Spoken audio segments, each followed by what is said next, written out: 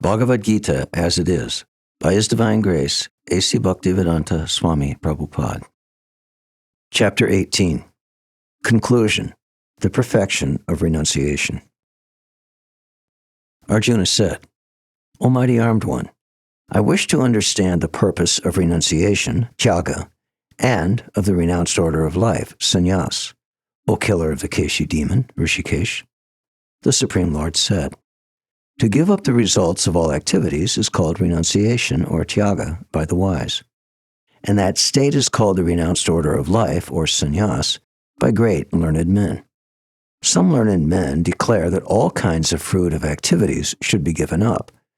But there are yet other sages who maintain that acts of sacrifice, charity, and penance should never be abandoned. O best of the Bharts, hear from me now about renunciation.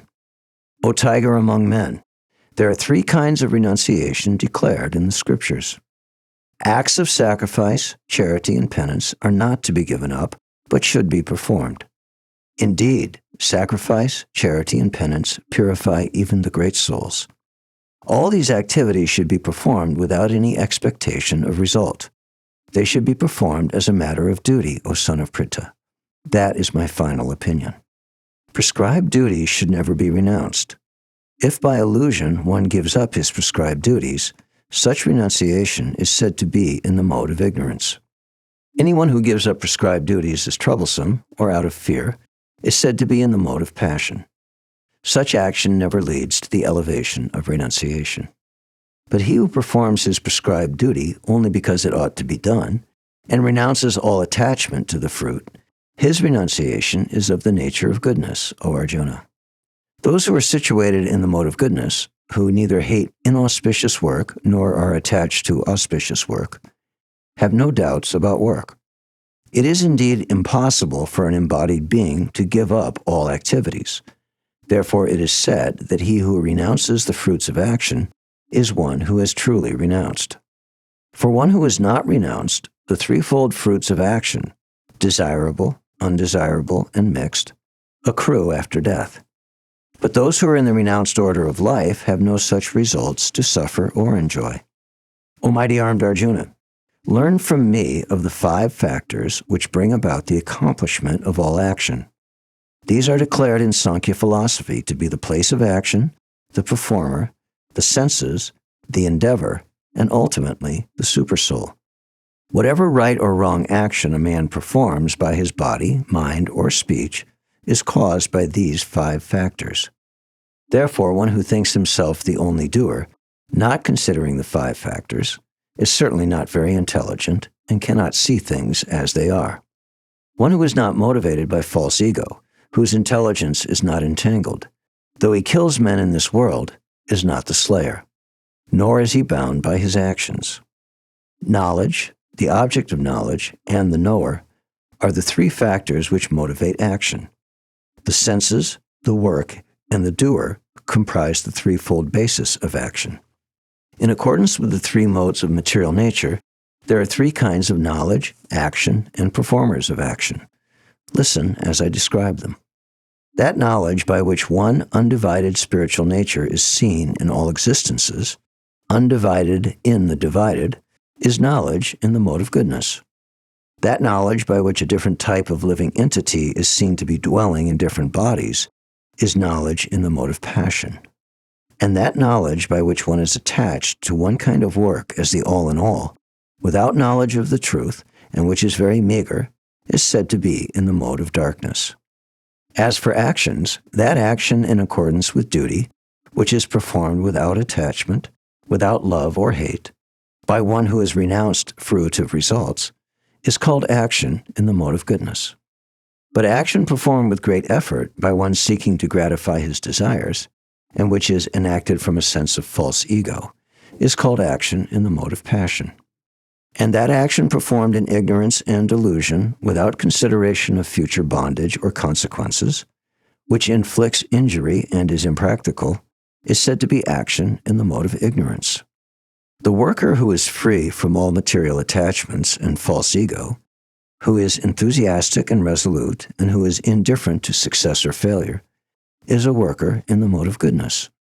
But that worker who is attached to the fruits of his labor and who passionately wants to enjoy them, who is greedy, envious, and impure, and moved by happiness and distress, is a worker in the mode of passion.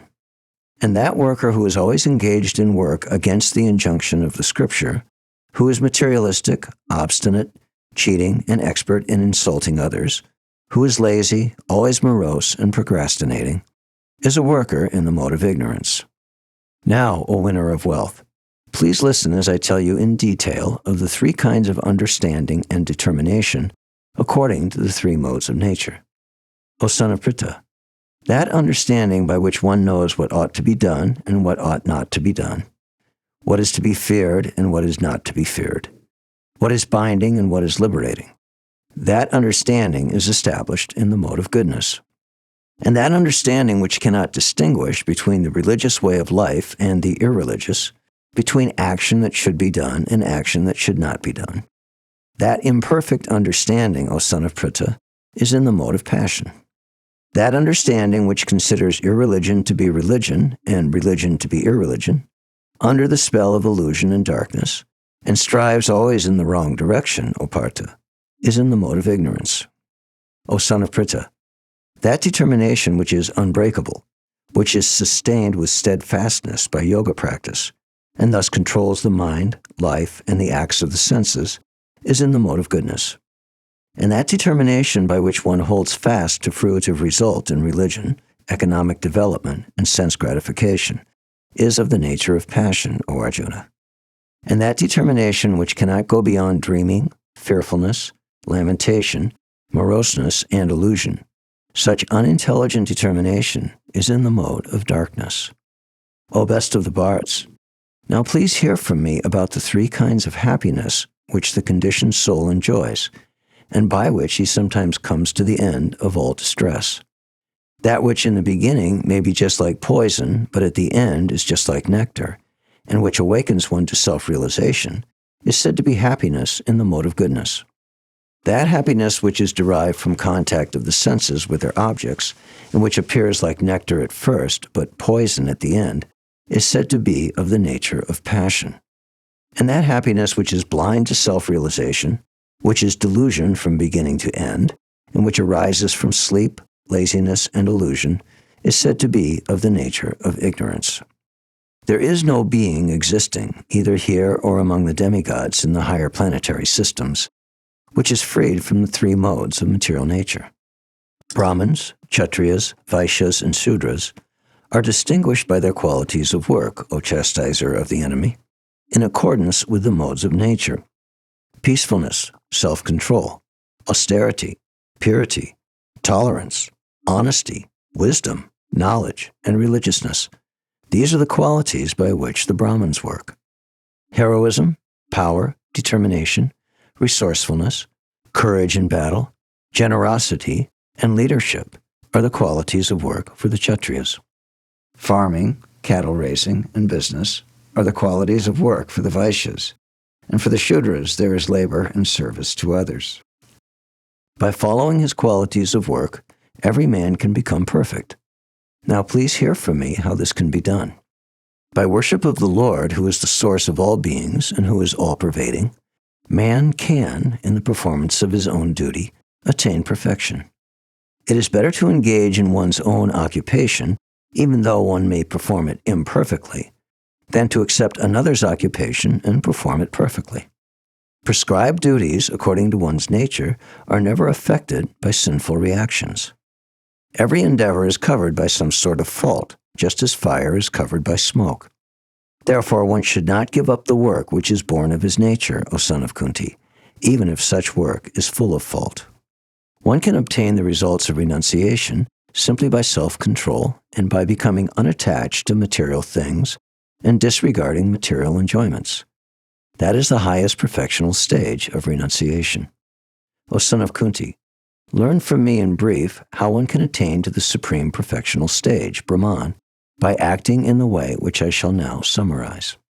Being purified by his intelligence and controlling the mind with determination, giving up the objects of sense gratification, being freed from attachment and hatred, one who lives in a secluded place, who eats little and who controls the body and the tongue, and is always in trance and is detached, who is without false ego, false strength, false pride, lust, anger, and who does not accept material things, such a person is certainly elevated to the position of self-realization. One who is thus transcendentally situated at once realizes the Supreme Brahman. He never laments nor desires to have anything. He is equally disposed to every living entity. In that state, he attains pure devotional service unto me. One can understand the Supreme Personality as he is only by devotional service. And when one is in full consciousness of the Supreme Lord by such devotion, he can enter into the kingdom of God. Though engaged in all kinds of activities, my devotee, under my protection, reaches the eternal and imperishable abode by my grace. In all activities, just depend upon me and work always under my protection. In such devotional service, be fully conscious of me. If you become conscious of me, you will pass over all the obstacles of conditional life by my grace. If, however, you do not work in such consciousness, but act through false ego, not hearing me, you will be lost. If you do not act according to my direction and do not fight, then you will be falsely directed. By your nature, you will have to be engaged in warfare. Under illusion, you are now declining to act according to my direction. But, compelled by your own nature, you will act all the same, O son of Kunti. The Supreme Lord is situated in everyone's heart, O Arjuna, and is directing the wanderings of all living entities, who are seated as on a machine made of the material energy. O scion of Bharat, surrender unto him utterly. By his grace, you will attain transcendental peace and the supreme and eternal abode. Thus I have explained to you the most confidential of all knowledge. Deliberate on this fully, and then do what you wish to do. Because you are my very dear friend, I am speaking to you the most confidential part of knowledge. Hear this from me, for it is for your benefit. Always think of me and become my devotee. Worship me and offer your homage unto me. Thus you will come to me without fail. I promise you this because you are my very dear friend. Abandon all varieties of religion and just surrender unto me. I shall deliver you from all sinful reaction. Do not fear. This confidential knowledge may not be explained to those who are not austere, or devoted, or engaged in devotional service, nor to one who is envious of me. For one who explains the supreme secret to the devotees, devotional service is guaranteed, and at the end he will come back to me. There is no servant in this world more dear to me than he, nor will there ever be one more dear. And I declare that he who studies the sacred conversation worships me by his intelligence. And one who listens with faith and without envy becomes free from sinful reaction and attains to the planets where the pious dwell. O conqueror of wealth, Arjuna, have you heard this attentively with your mind? And are your illusions and ignorance now dispelled? Arjuna said, My dear Krishna, O infallible one, my illusion is now gone. I have regained my memory by your mercy, and I am now firm and free from doubt and am prepared to act according to your instructions. Sanjaya said, Thus have I heard the conversation of two great souls, Krishna and Arjuna. And so wonderful is that message that my hair is standing on end. By the mercy of Vyas, I have heard these most confidential talks directly from the master of all mysticism, Krishna, who was speaking personally to Arjuna. O king, as I repeatedly recall this wondrous and holy dialogue between Krishna and Arjuna, I take pleasure, being thrilled at every moment. O king, when I remember the wonderful form of Lord Krishna, I am struck with even greater wonder, and I rejoice again and again. Wherever there is Krishna, the master of all mystics, and wherever there is Arjuna, the supreme archer, there will also certainly be opulence, victory, extraordinary power, and morality. That is my opinion. Thus ends the Bhagavad-gītā As It Is, by His Divine Grace, A.C. Bhaktivedanta Swami, Prabhupāda.